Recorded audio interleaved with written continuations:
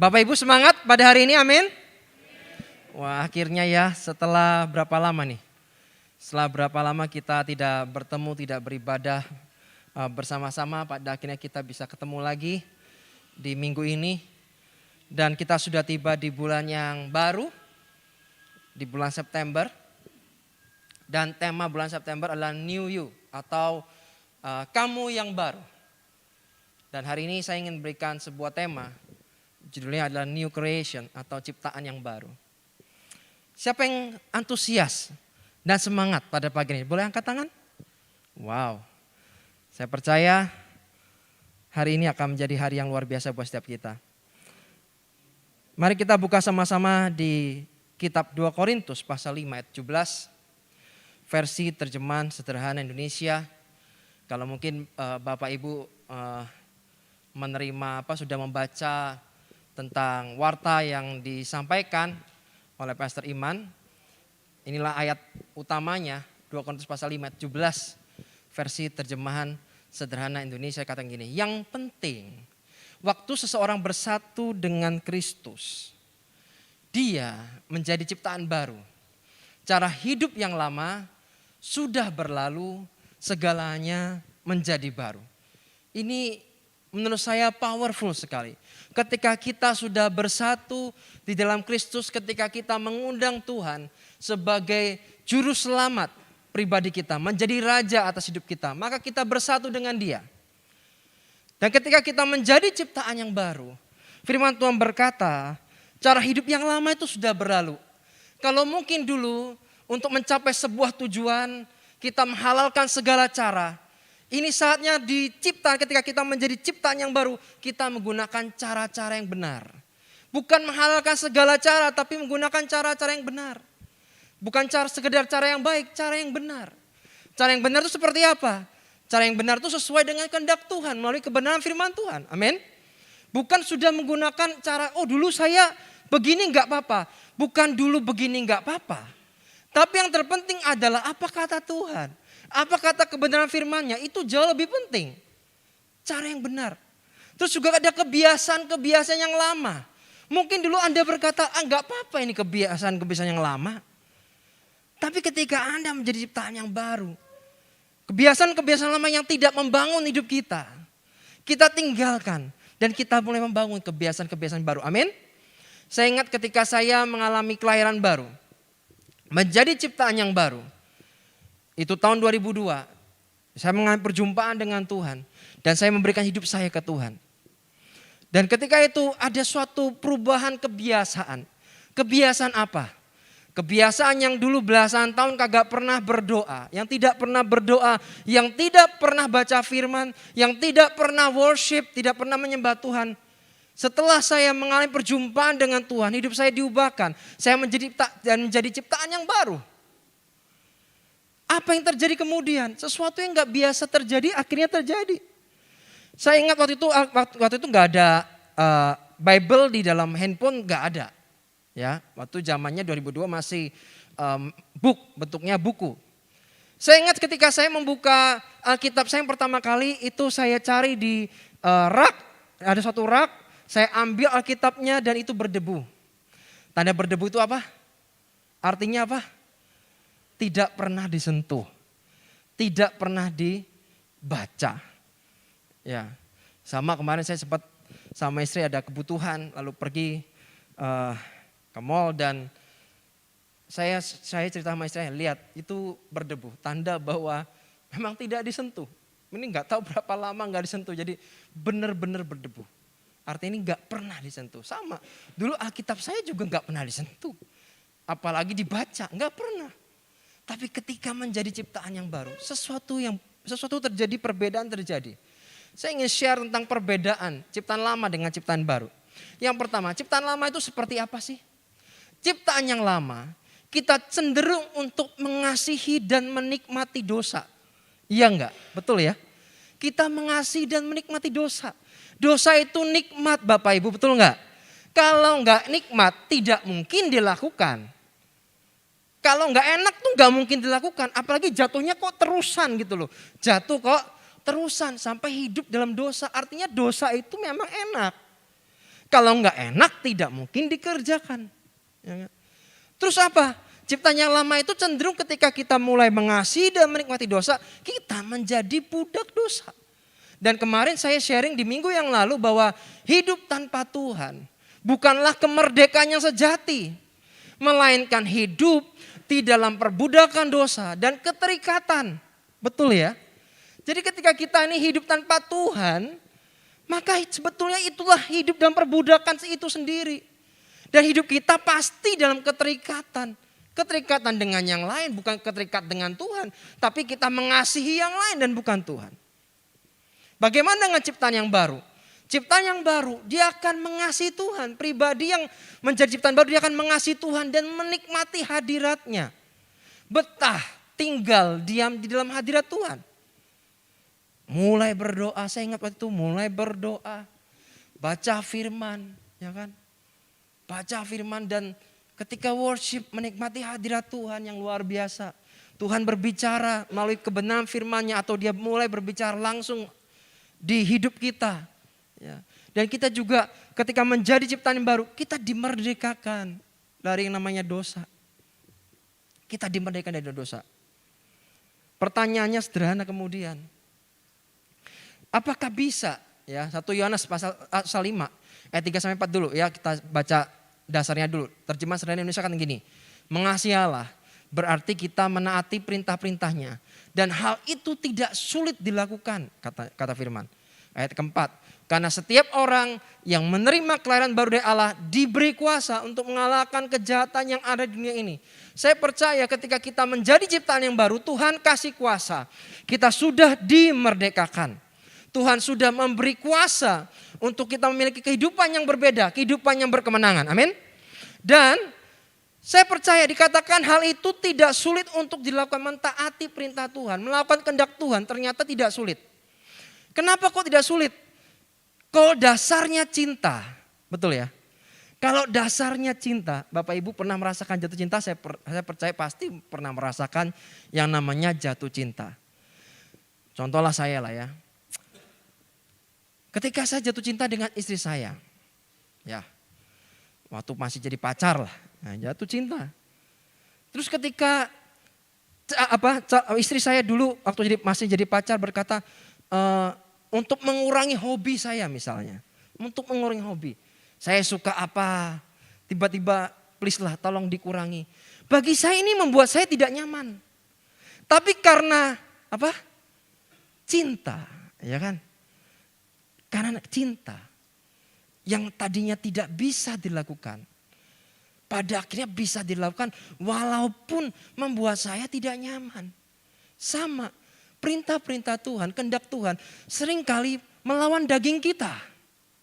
Membuat kita tidak nyaman secara daging. Betul ya? Tapi kalau dasarnya adalah karena kita mengasihi Tuhan. Kita tidak melihatnya sebagai bentuk. Kan seringkali orang Kristen berkata gini. Aduh jadi Kristen gak enak. Kenapa? Jangan begini, jangan begitu, jangan begini, jangan begitu. Ada begitu banyak batasan. Seringkali begitu banyak batasan. Itu sebenarnya Tuhan kasih batasan untuk melindungi kita. Bukan untuk menyengsarakan atau memperbudak hidup kita. Tapi karena kasihnya kepada kita, dia memberikan sebuah batasan. Kalau enggak dikasih batasan, nanti kita bisa jatuh. Hidup kita nanti enggak sampai kepada rencana Tuhan yang sempurna. Memang enggak enak mengikuti apa yang Tuhan mau. Tapi saya percaya kalau dasarnya sekali lagi cinta. Sesuatu yang mungkin coba kita renungkan ya. Misalnya datang kebaktian aja. Kita beribadah aja. Itu sebuah rutinitas. Atau karena kita berkata dalam hati kita, Tuhan karena aku mengasihi Engkau. Aku berangkat ke gereja.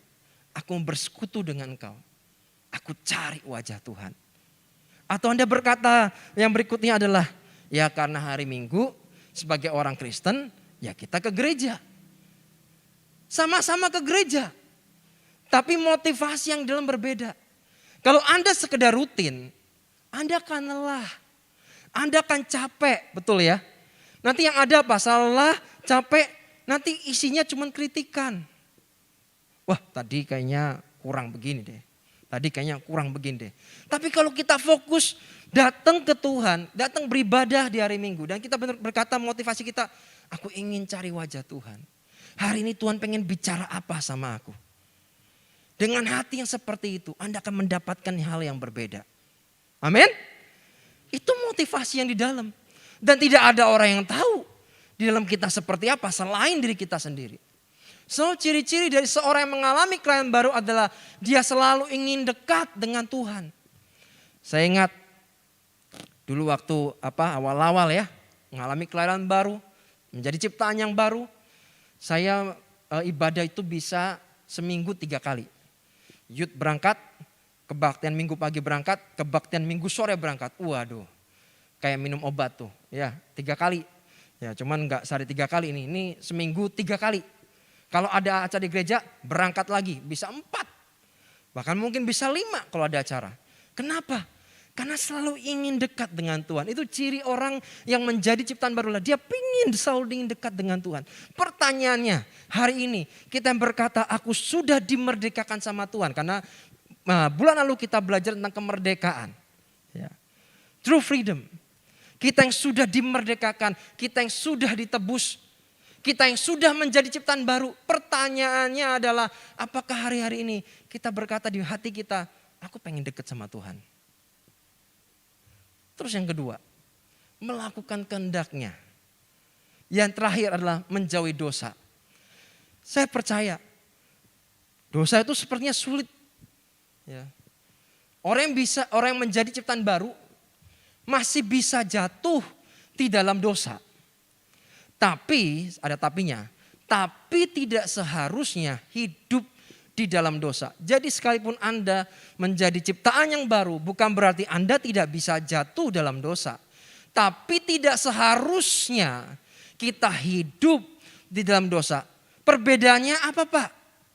Antara jatuh dalam dosa dengan hidup dalam dosa. Jatuh dalam dosa itu yang namanya kita jalan, ada kerikil depan, kita nggak lihat, kita bisa jatuh nggak? Kita bisa jatuh. Tapi kalau hidup dalam dosa, ya kita tahu bahwa lumpur itu kotor, udah mandi, udah jatuh ke lumpur, malah mandi di lumpur, malah ngotor-ngotorin. Kalau orang normal jatuh ke lumpur, yang dilakukan apa? Pergi ke kamar mandi, lalu membersihkan diri, betul nggak? Tapi kalau orang hidup dalam dosa, jatuh ke lumpur, kemudian ya udah sekalian aja mandi di lumpur. Gak mau keluar dari situ. Menikmati dosa. Ya. Sudah tahu salah? Salah tahu. Saya percaya orang yang hidup dalam dosa. Mereka tahu bahwa apa yang dilakukannya keliru. Bahwa apa yang dilakukannya salah. Tapi masalahnya mereka menikmati. Masih ingin menikmati. Terus bagaimana kehidupan kita bisa berubah? Saya percaya pertobatan yang sejati yang melahirkan perubahan hidup bukan lahir dari rasa takut dan intimidasi.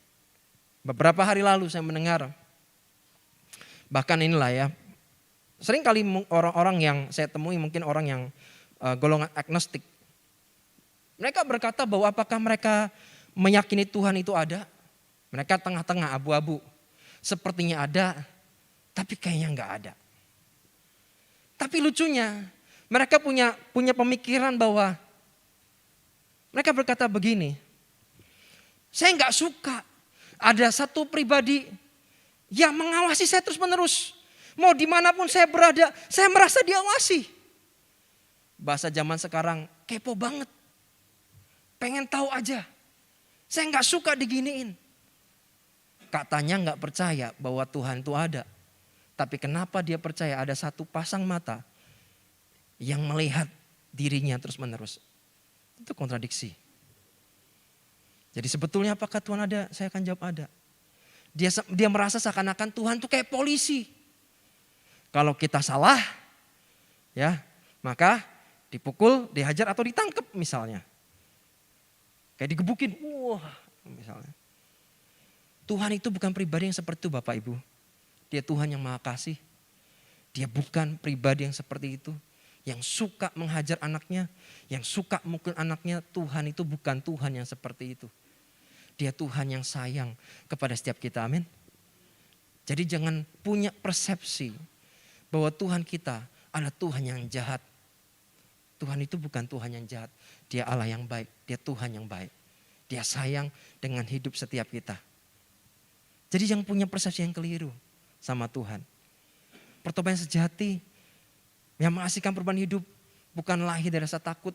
Ingat, wah kalau aku gak bertobat nanti aku masuk ke neraka. Kalau orang udah modelnya kekristenan model begini. Karena cuma takut masuk neraka. Jadi nanti kekristenannya akan jadi beban aja. Ya katanya memang firman ngomong ini gak boleh, makanya ya gak boleh. Kenapa? Nanti neraka. Kok fokusnya neraka-neraka terus? Fokus Kristenan itu adalah pada relationship, pada hubungan. Amin. Kalau kita membangun hubungan dengan Tuhan dan kita mengenal pribadinya, masa kita masuk neraka? Anda mau fokus kemana nih? Takut nerakanya atau kita fokus kepada cintanya? Ayo mari berubah, jangan mau diintimidasi. Yeskel 36 ayat 26. Terjemahan baru katakan begini, kamu akan kuberikan hati yang baru. Dan roh yang baru dalam batinmu, dan aku akan menjauhkan dari tubuhmu hati yang keras. Dan kuberikan kepadamu hati yang taat. Jadi ketika kita menjadi ciptaan yang baru, dia memberikan kita roh yang juga baru. Hati yang baru. Dan ketika kita lahir baru, yang baru adalah roh. Namun perhatikan baik-baik, jiwa kita dan tubuh kita masih mengenakan yang lama. Saya mau tanya, apakah Anda ketika lahir baru terus tiba-tiba menjadi lebih muda, 12 tahun lebih muda gitu kan? Enggak kan? Sama kan? Sama pasti. Ya kan? Kondisi kita sama, tubuh kita sama. Yang beda apanya? Yang beda adalah rohnya. Ketika kita menjadi ciptaan yang baru, kita lahir baru, yang baru adalah rohnya. Tapi jiwa kita, pikiran, perasaan, kehendak kita itu masih mengenakan yang lama. Itu mengapa pikiran, perasaan, kehendak dalam kondisi yang lama, itu mengapa orang yang lahir baru sering merasakan mengapa mereka masih dapat jatuh dalam dosa. Ya karena jiwanya dan tubuhnya itu masih yang lama. Maka di kitab Roma pasal 12 ayat 2, saya menggunakan versi The Passion Translation dikatakan, stop imitating the ideals and opinions of the cultures around you. Stop untuk imitating itu seperti kayak mengimitasi ya ide-ide atau pendapat, kebudayaan, kebiasaan yang ada sekelilingmu, but be inwardly transformed by the Holy Spirit. Ya, tapi hendaklah kita mengalami perubahan melalui Holy Spirit, melalui Roh Kudus, a total reformation of how you think, mengalami perubahan reformasi di pikiran, bagaimana cara kita berpikir. Itu mengapa Yesusnya tidak boleh berubah, tapi kita harus berubah. Amin. Yesusnya nggak boleh berubah, dia tetap sama. Tapi kita sebagai manusia harus terus berubah. Dari apa? Cara kita berpikir. This will empower you to discern God's will. Dari situ kita akan semakin dikuatkan untuk mengerti kehendak Allah. As you live a beautiful life, bagaimana hidup yang indah, satisfying, yang memuaskan, and perfect in His eyes. Dan yang sempurna di mata Tuhan. Jadi kita perlu yang namanya pembaruan pikiran, cara pandang kita perlu diberubah. Pikiran kita perlu diperbarui terus menerus. Maka kenapa kita harus baca firman? Sebagai ciptaan yang baru kita perlu baca firman. Kenapa? Karena jiwa kita, pikiran, perasaan, kehendak kita itu masih yang lama-lama punya. Dengan kita memasukkan yang baru melalui kebenaran firman Tuhan, kita ngerti, oh cara berpikir Tuhan seperti itu. Sekarang saya punya gambar. Ya, saya punya gambar. Gambarnya adalah ada body, ada soul, ada spirit, ada roh, jiwa, dan tubuh. Perhatikan baik-baik bahwa spirit itu di tempat yang paling dalam dan itu lingkaran yang paling kecil. Kalau kita melihat bahwa gini, perumpamannya gini. Sebesar apapun kapal, kemudinya selalu lebih kecil. Gak mungkin kemudi kapal lebih besar dari kapalnya. Oh gak mungkin. Nah terus muternya gimana? Ya susah. Kemudinya selalu lebih kecil. Mobil, setirnya ya paling bundar sekian, diameter sekian. Mobilnya lebih besar. Mau bus kayak, mau apa kayak, tetap setirannya lebih kecil. Tapi sesungguhnya kalau kita bisa mengemudikan yang kecil ini, maka body atau body yang tubuh yang besar sekalipun itu akan ngikutin. Ternyata konsepnya gini, ketika roh kita makin bertumbuh dan hidup kita makin roh dalam ini makin kuat, maka akan mempengaruhi jiwa tubuh kita. Masalahnya adalah kita nih membangun roh kita atau tidak. Bagaimana cara membangun roh kita? Ya miliki hubungan dengan Tuhan, gak ada cara lain. Bukankah kita menyembah Tuhan dalam roh dan kebenaran? Jadi lewat roh. Lewat roh. Kalau rohnya kuat, itu akan mempengaruhi yang lain. Mempengaruhi cara berpikir, mempengaruhi tubuh kita. Pasti tubuh kita, iman kita kuat, imun kita pasti kuat. Iman kuat, imun kuat. Imunnya kuat, belum tentu imannya kuat. Tapi kalau imannya kuat, pasti imunnya kuat. Matius pasal 26 ayat 41, terjemahan baru katakan begini, berjaga-jagalah dan berdoalah supaya kamu jangan jatuh ke dalam pencobaan. Ini yang sering kali dipakai, roh memang penurut, tetapi daging lemah. Ini biasanya dijadikan alasan kalau kita jatuh dalam dosa. Ya memang roh itu kan penurut, ya, tapi daging itu lemah. Sering kali itu alasannya digunakan. Saya menarik sekali ketika saya mencoba merenungkan firman Tuhan ini. Roh itu penurut. Berarti sesungguhnya roh yang dalam kita itu, karena dia penurut, berarti dia ingin sekali mengikuti kehendak Tuhan itu apa sih. Dia ingin melakukan apa yang Tuhan mau, dia pengen kerjakan. Itu roh. Roh itu memang menurut, tapi yang ini berlawanan, daging itu yang berlawanan.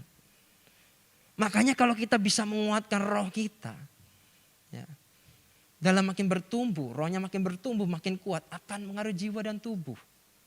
Ayo bangun roh yang di dalam. Baca firman. Kok klise banget sih Pak? Emang gak ada cara lain? Yang gak ada. Selain berdoa, baca firman, nyembah Tuhan. Ya, yang gak ada cara lain.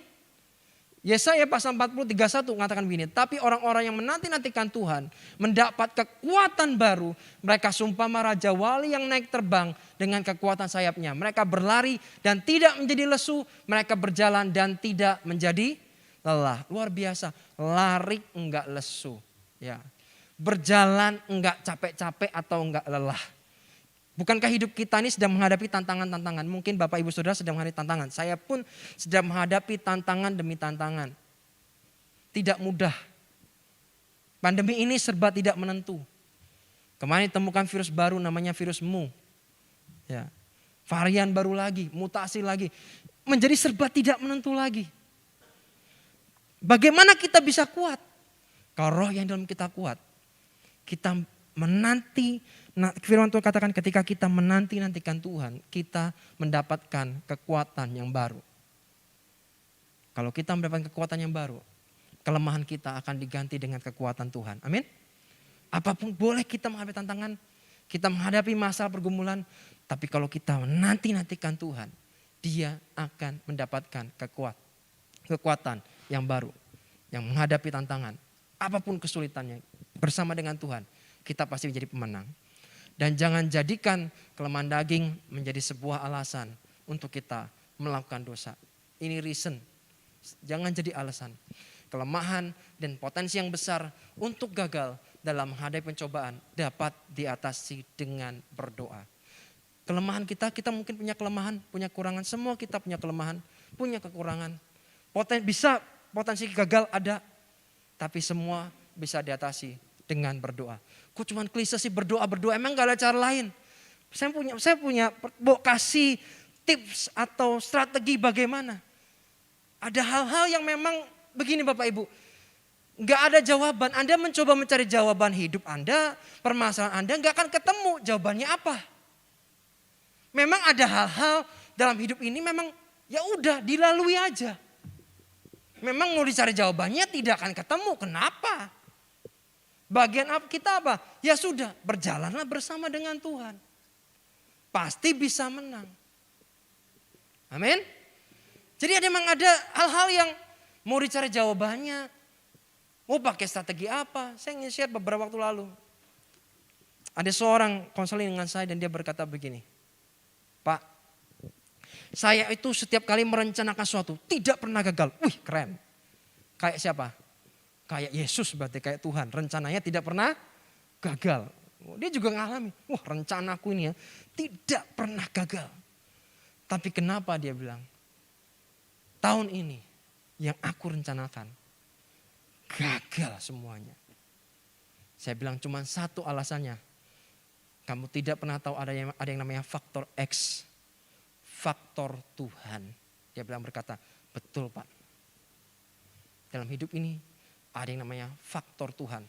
Kalau Tuhan berkata tidak, mau pakai strategi metode yang terbaru model apa. Kalau Tuhan berkata enggak. Mau coba pakai sekuat tenaga. Ketika dia berkata tidak, ya enggak akan tidak pernah terjadi.